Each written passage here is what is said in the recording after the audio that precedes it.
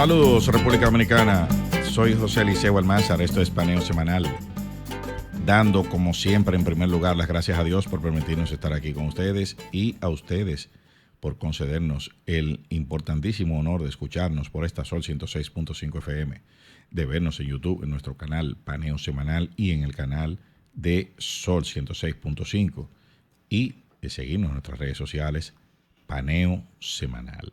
Dando, como siempre, un saludo y una bienvenida a mi hermano Luis José Polanco. Muy buenos días, Eliseo, y muy buenos días a todos nuestros queridos y amables teleoyentes que nos dispensan el favor de su audiencia, como todos los sábados, de 10 a 12 meridiano, en su programa Paneo Semanal. Este sábado tenemos un programa muy interesante, muchas informaciones, tenemos nuestra acostumbrada sección deportiva, tenemos un invitado de gala que nos acompañará en la última hora. Tenemos también lo que anunciamos, Eliseo, las llamadas. Claro. Por cierto, tú le diste el pésame, ya que viene ahorita, tú le diste el pésame a Valdivieso por la... Claro. Porque no solo fue que perdieron las Águilas, sino que ganó el Licey. Ganó el Licey y eso es doble. Una doble pérdida. Doble pérdida para los Pero aguiluchos. eso aquí vamos a darle su abrazo en el aire para que la gente... Bueno. Así es. Bueno, tenemos las habituales informaciones sobre el encrudecimiento y el escalamiento de los conflictos en Medio Oriente, justo cuando estábamos esperanzados de que el alto al fuego se estaba ya negociando, se está negociando. Qatar y Arabia Saudita ya estaban dando los toques finales a lo que sería el acuerdo de alto al fuego con Israel. Incluso se hablaba de que este acuerdo consistía en la liberación de todos los rehenes que quedan todavía desde aquel 7 de octubre, y además la liberación de algunos miembros de Hamas, algunos líderes de Hamas, sobre todo uno que es muy simbólico para Hamas, que es el considerado el Mandela de Hamas, que simboliza una serie de luchas por la liberación de los territorios de Hamas.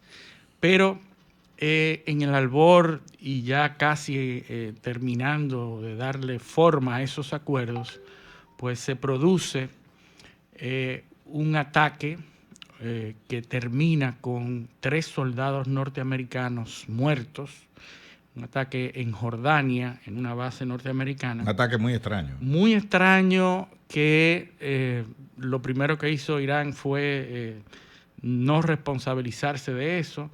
Muy extraño porque no significaba ningún golpe, ningún beneficio estratégico. Me parece a mí que eso fue un inside job.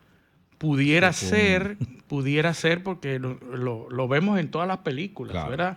Claro. Para acelerar los procesos. O lo que se llama de otra forma, una operación de falsa bandera. De bandera falsa, así es. Bueno, pues un dron de manufactura iraní, que están muy de modas. Se dice eso. Se dice que es de manufactura iraní. Llegó y penetró el espacio aéreo de esa base norteamericana, que también los encargados de esa base tuvieron que dar una explicación de por qué y cómo llegó a penetrar un espacio aéreo tan cercano. Y ellos explicaron que se trató de una confusión porque en ese mismo momento estaba regresando un dron norteamericano a la base. Oye, estaba regresando qué coincidencia, en la misma trayectoria que ese dron hostil, y entonces las defensas norteamericanas pensaron que era el dron norteamericano que estaba regresando y no lo detuvieron, no atacaron, no contraatacaron. El dron hostil, como se le llaman, norteamericano, pudo entrar y atacar, resultando 3 soldados norteamericanos muertos y muchos heridos. Los aviones, helicópteros, los drones tienen un sistema de señalización electrónica para identificarse. O sea que ahí, si entró al espacio aéreo, y no fue, y los radares no fue detectado, no fue detectado, o fue detectado erróneamente. era porque tenía la señal electrónica de los aviones o los drones norteamericanos o no hostiles. Así o sea que es. eso es mucho más grave. Si eso sucedió así, revela que los iraníes tienen capacidad para volar artefactos, aviones, helicópteros, drones, con identificación electrónica de radar similares a la de los norteamericanos. Eso es una falla de seguridad masiva. Si fue así. Es así. Cosa que a mí yo lo no, ponemos en duda. lo Sí. ponemos en duda. Eso. Claro, porque ¿qué sí logra este ataque? Que se recrudezca las hostilidades entre Norteamérica y las operaciones en Medio Oriente. ¿Tú recuerdas cuál fue el resultado de esto del presidente Biden? Inmediatamente una respuesta y que en cualquier momento se iba a verificar una respuesta militar. ¿Tú recuerdas cuando la semana pasada hablábamos aquí del fallo de la Corte Internacional de Justicia, en el que Estados Unidos había votado a favor para con el tema de los israelíes? Votó a favor, pero al otro día le cortó los fondos a la agencia de la ONU para los refugiados en esos territorios. La UNRWA. Le cortó el financiamiento. Sí, pero él lo cortó por las denuncias de que miembros de ese organismo de Naciones Unidas estaba inmiscuido en los ataques de Hamas. De hecho, hay un reportaje súper interesante de la cantidad de millones que reciben esos organismos y que recibe Hamas a través de esas ayudas humanitarias. Hay un reporte que indica que son 12 millones de dólares mensuales que terminan en poder de Hamas y siendo utilizados para operaciones militares. Bueno, pero lo que pasa es que esa narrativa lo que pretende es justificar el corte de la ayuda. Una cosa es que la ayuda termine en manos de Hamas y otra cosa es que la ayuda se le dé a Hamas. ¿Entiendes? Entonces, cuando se sirve una información como esa en un medio norteamericano, lo que se quiere significar es que esas organizaciones están ayudando a Hamas directamente y no necesariamente eso es así. Puede haber deficiencia en la línea de distribución de la ayuda y que o que esos organismos están permeados por personal de Hamas. Pero la solución no es quitarle el financiamiento, la solución es mejorar los controles internos. Correcto. ¿Entiendes? Porque es una... Ahora, y traigo eso de la semana pasada cuando hablábamos de la decisión y del corte de la ayuda. Porque esta semana sucedió algo muy similar. Hubo una sanción a cuatro, oigan esto, señores. Son miles de colonos israelíes en asentamientos irregulares en Cisjordania y en los territorios ocupados.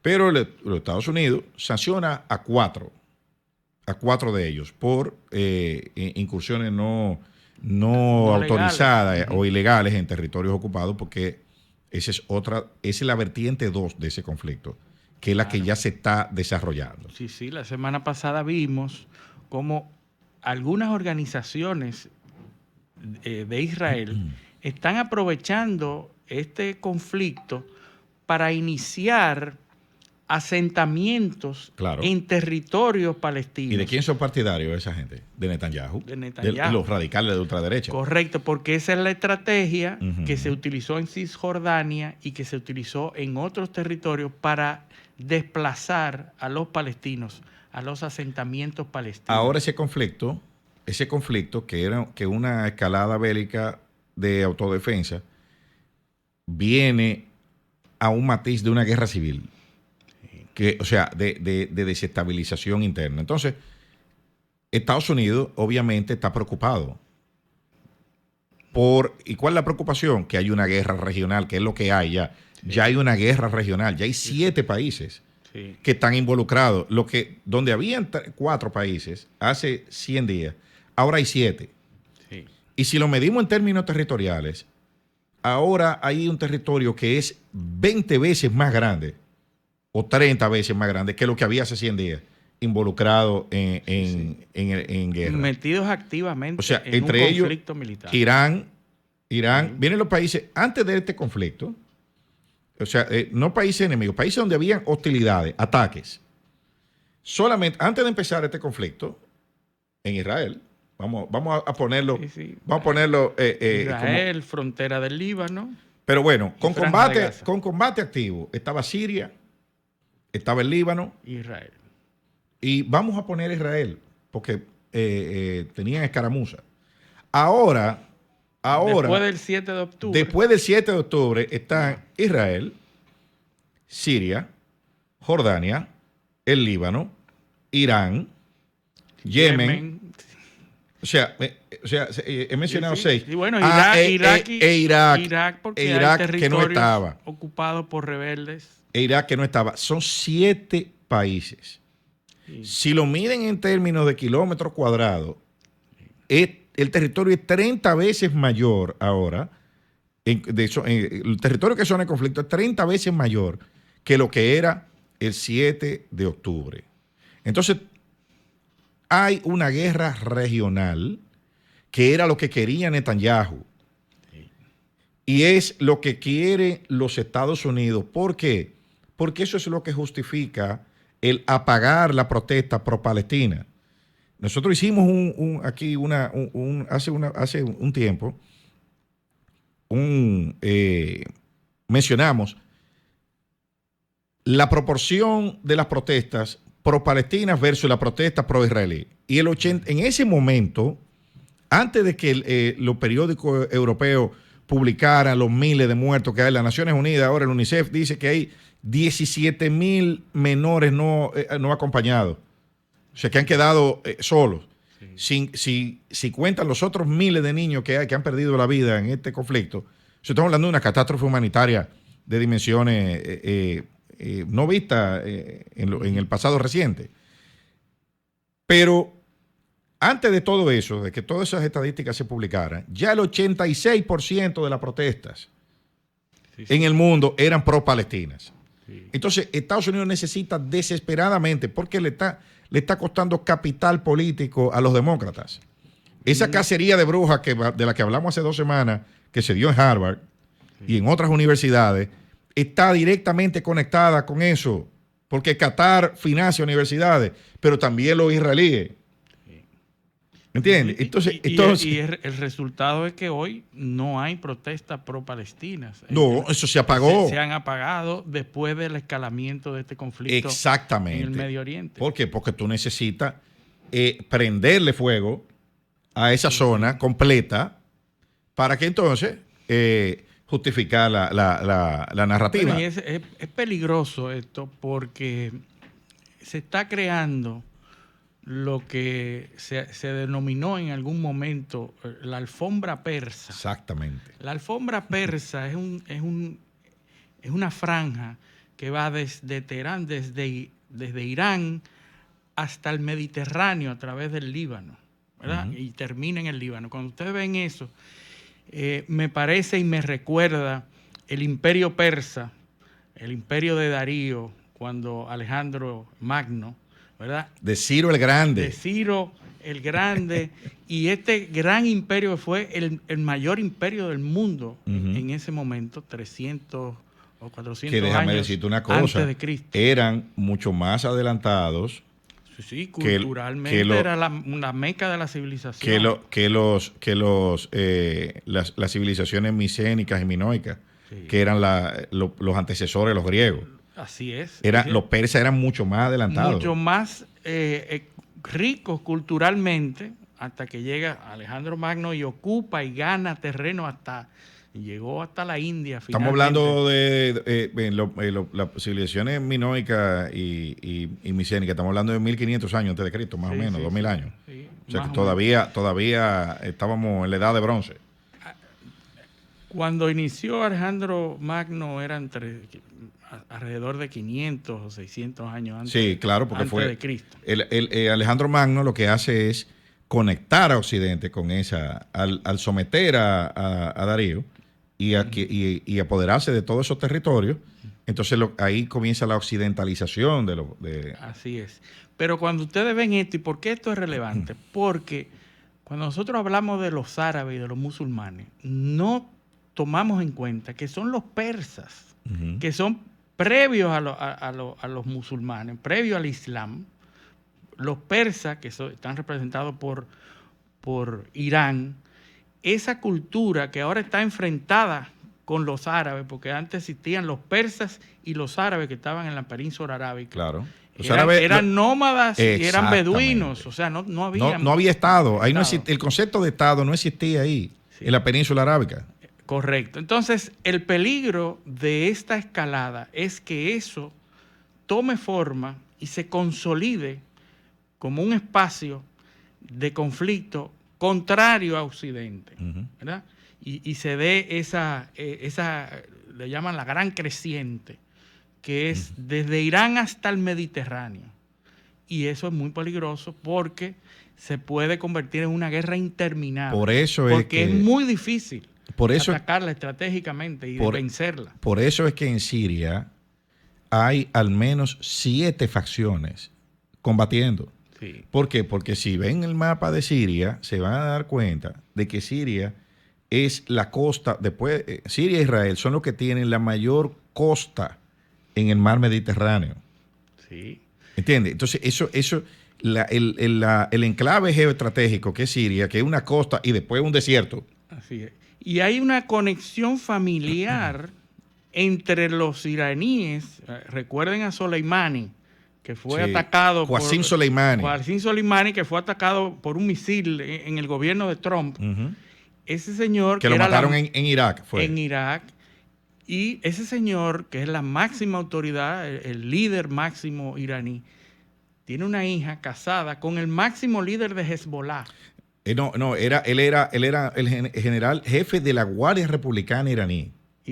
Sí. Pero era el mayor poder militar de Irán. Claro ¿verdad? Que sí. Y tiene una hija que está casada con el jefe máximo de Hezbollah en el Líbano. Que la Guardia Republicana iraní se creó después del golpe de Estado que depuso al Shah. Sí, después de la revolución. Esa fue la Guardia Republicana que creó el Ayatollah. El ejército del Ayatollah, para ubicarlo. Así es. Entonces, fíjense los lazos culturales y familiares que existen entre estos dos lados, que plantearse un rompimiento es absurdo, ¿verdad? Hezbollah, que es el grupo armado militar no estatal más grande. Es que Hezbollah, y eso lo hemos hablado varias veces aquí, Hezbollah lo creó Irán. Sí. Y lo crea Irán en el Líbano para atacar a Israel. Sí. O sea, recordemos que Israel en el 81, 82 invadió al Líbano en una operación que se llamaba Paz para Galilea. Metió 150,000 tropas para buscar a Yasser Arafat, que supuestamente se había ido huyendo hacia el Líbano, y resulta que Yasser Arafat, con todo su ejército, había salido y estaba refugiado en Túnez. La operación fue un fracaso. Sí. Y se quedaron los israelíes atrapados en el Líbano, no podían, o sea, perdieron el objetivo. ¿Y cómo salen? Bueno, una serie de atentados con carro bombas, que ahí es que se dan cuenta que Hezbollah existe. Sí. Primero meten un camión de explosivos, le vuelan a la base del comando israelí, los israelíes se retiran por la presión política y pública, y entonces entran los franceses y los Estados Unidos y le aplican la misma medicina. 2 camiones bomba y le vuelan los 2 cuarteles generales. Los terroristas que cometieron esos hechos son mártires. O sea, hay carteles, letreros de ellos. Son héroes nacionales en el Líbano y en Irán. Sí. Eso es imposible de erradicar. Es decir, cualquier militar que se plantee hoy vencer de manera rápida a Irán y a su grupo de proxies, a sus grupos aliados, está soñando, ¿verdad?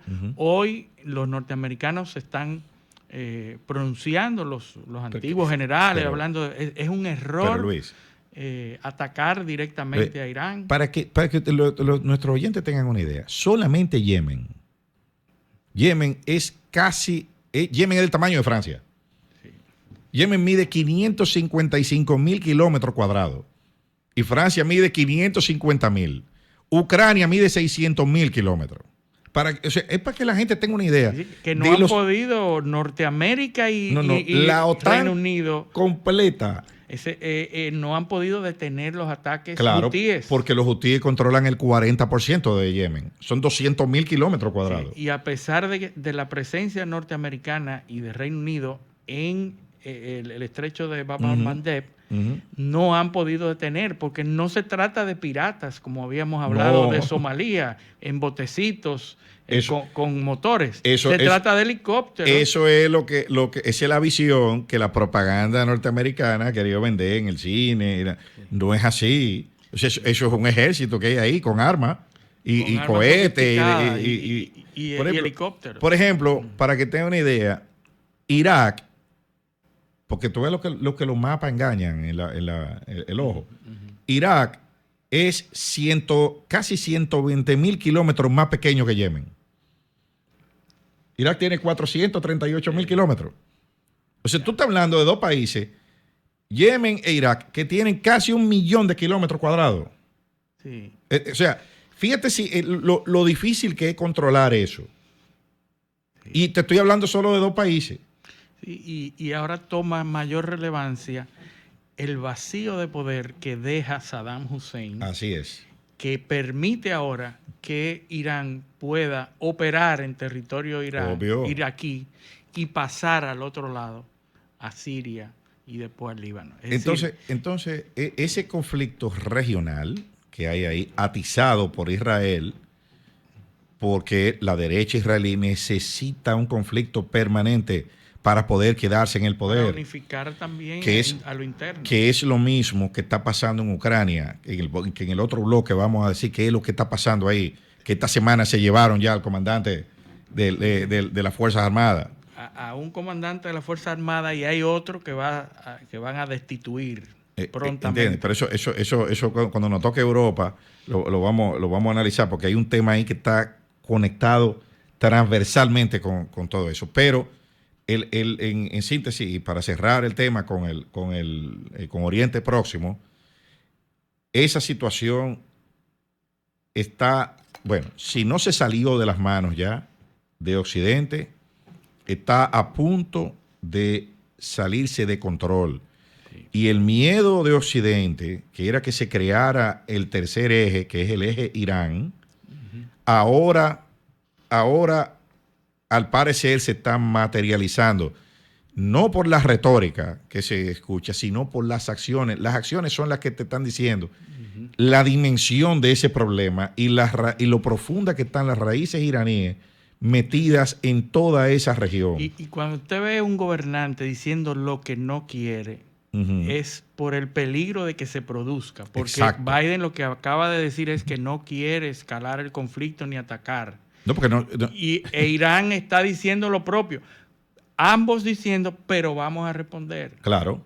Entonces pero ahí, diciendo lo que no quieren, podemos prever lo que se teme. Estados Unidos tiene más de 50.000 tropas en esa región. Y de esas 50.000 tropas, más de 40.000 están apostadas en una posición estratégica para apuntarle a Irán. ¿Entiendes? O sea, fíjate, es para que tú veas, pero del otro lado no se sabe cuánto hay. Ni lo que hay, ni la magnitud de la amenaza. Los iraníes han estado tejiendo su alfombra, la alfombra persa. La alfombra persa lleva mucha paciencia, es un trabajo de precisión y de calidad. Y al parecer, esa alfombra es la que han tejido los iraníes. Tenemos que irnos a nuestra primera pausa. Esto es Paneo Semanal, no le cambien. Un paneo con habilidad, encuentro e interrogatorio. Un paneo con agilidad, para lo importante y notorio. Un paneo sin recreo,